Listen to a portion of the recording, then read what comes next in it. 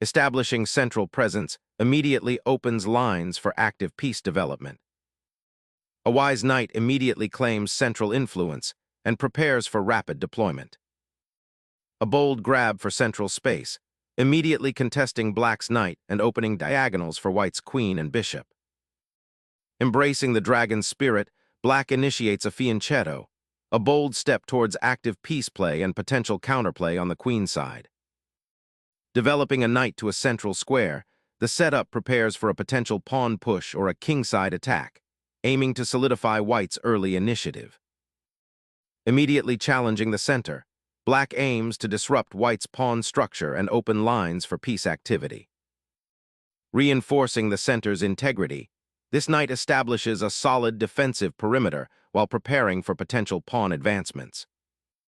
Developing the bishop to g7 establishes control of the long diagonal, a key element in this king's Indian setup. Developing the bishop to an active square, it now eyes the d5 pawn and prepares for potential king's side castling. Solidifying the king's safety is paramount, tucking it away before the center potentially erupts. Solidifying the center and preparing for development, this pawn advance subtly restricts black's queenside mobility. A daring thrust that immediately contests the center and seeks to unravel white's solid pawn structure. Sacrificing central space to disrupt black's pawn structure creates immediate tactical opportunities. Suddenly, an aggressive queen sortie targets the c3 knight, forcing a tactical reshuffle. Fortifying the queen's knight and preparing to contest the semi-open c-file demonstrates a proactive approach to centralizing white's forces. Sacrificing the pawn opens lines, creating immediate tactical possibilities and forcing white to react to the unleashed queen. Regaining the pawn opens lines, but watch out for black's queen and knight coordination. Seizing material now leaves the queen precariously exposed, creating tactical opportunities for white. Repositioning the bishop to b3 seeks to escape the pawn's attack, while simultaneously eyeing the c4 square and improving diagonal influence. Developing the knight here firmly anchors it, contesting central space and preparing to challenge the d4 pawn's influence. Castling now brings the king to relative safety and activates the rook to control the center.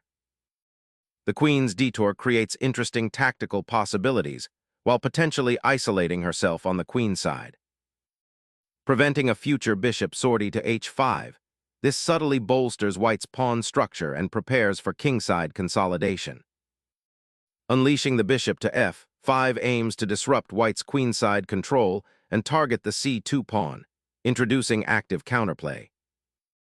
Aims to connect the rooks and prepare for potential central pawn advances, while also offering queenside support. A bold leap towards central influence, seeking to exploit the slightly loose queen's pawn and stir tactical possibilities. A bold central thrust, challenging black's advanced knight and potentially opening lines toward the kingside. Finally, black injects dynamism, challenging white's central presence and opening lines for counterplay. Unlocking the kingside is the immediate goal, preparing to redeploy the bishop for maximum pressure along the a7-g1 diagonal. Unburdening the queen from that pinned square frees up central control and prepares for a knight transfer towards the kingside. Establishing presence on the d-file now prepares for a potential central pawn push and supports central control. Shifting the king to the side offers a subtle safety net from potential diagonal threats and prepares for a rook maneuver. Concentrating power on the kingside, this maneuver aims to exploit the slightly exposed black monarch. The king's flank now feels significantly exposed, inviting potential skirmishes.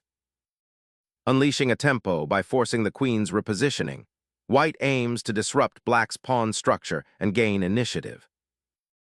Activating the rook along the open half-file seeks to contest central influence and prepare for potential breakthroughs. Dissipating the queenly pressure simplifies the queenside pawn structure significantly. The knight's redeployment establishes a dangerous outpost, pressuring the queenside and preparing to disrupt white's pawn structure. A daring knight sacrifice to disrupt black's queenside pawn structure opening files for attack. Exchanges the powerful bishop for a knight, simplifying the position and freeing the d-file for black's rooks. Opening the a-file now forces black to defend the c4 pawn, a passive yet necessary concession to avoid immediate material loss. Reclaiming a pawn, black injects immediate tactical complications, forcing white to address the exposed knight and potential disruption. Exploiting the doubled pawns and undefended king, the knight aggressively occupies a vital central square, ready to disrupt black's harmony. Reclaiming the pawn, but opening lines for white's rooks to dominate the open file. Seizing the open file opens up a decisive attack, dismantling black's central structure and threatening a swift king hunt. Opening a path for the queen with a pawn thrust, black seeks to disrupt white's piece coordination. Unleashing a knight to disrupt black's pawn structure, forcing a difficult defensive setup. A desperate regrouping attempt, aiming to solidify the weak queenside pawns and avoid immediate collapse on the open files. Asserting control over the d-file now, threatening to cascade pressure through the center as material evens out. Relocating the king aims to untangle this awkward piece from the central pressure and prepare for future defensive maneuvers. Seizing the initiative, white consolidates control of the central squares, aiming to exploit the exposed black monarch. Sacrificing the pawn to open lines is a bold attempt to disrupt white's central dominance and potentially activate black's pieces. Finally, the capture on e3 liberates white's rook, opening the f-file for decisive pressure. Relying on this isolated knight offers no real compensation for the pawn structure's disarray.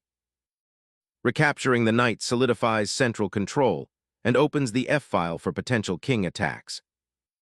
A desperate attempt to gain tempo, but the exposed black king remains the primary concern. Securing the monarch from immediate threats after the rook sacrifice initiates a crucial defensive phase.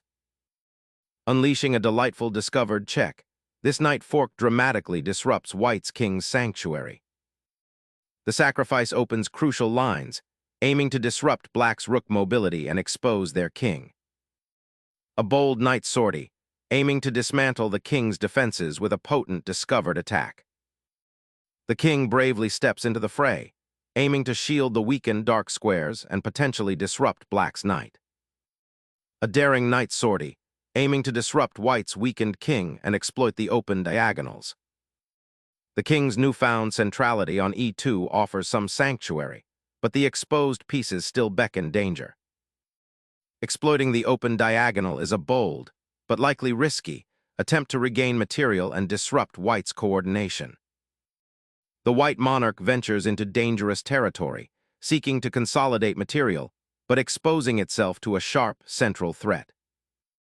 Reclaiming the open file, black aims to activate the rook and challenge white's already compromised central pawn structure. Unleashing the knight with n5 aims to seize open lines and disrupt black's weakened pawn structure. Seeking active play, black's bishop boldly eyes the queenside, aiming to disrupt white's centralized pieces before entering a passive defense. Reclaiming the c6 outpost solidifies a critical central square. Sacrificing the knight to disrupt white's pawn structure and create chaos around the king is a daring attempt to complicate the position. Protecting the king from immediate checks opens a path for the rook to reposition and rejoin the battle.